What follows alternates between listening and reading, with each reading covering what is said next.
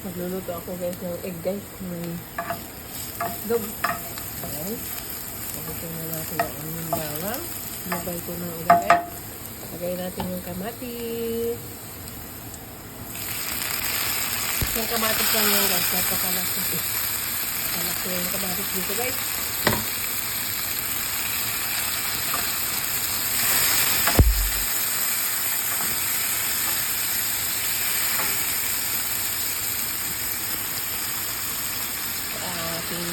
Halo-haloin ang ating ginigisa ng kamatis at ampalaya. Maya-maya lalagay natin siya ng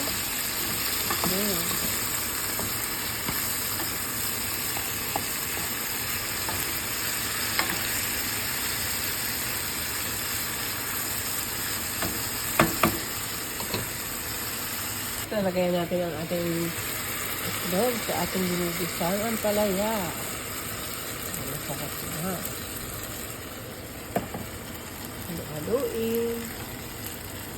Haluin ating ginisang ampalaya guys.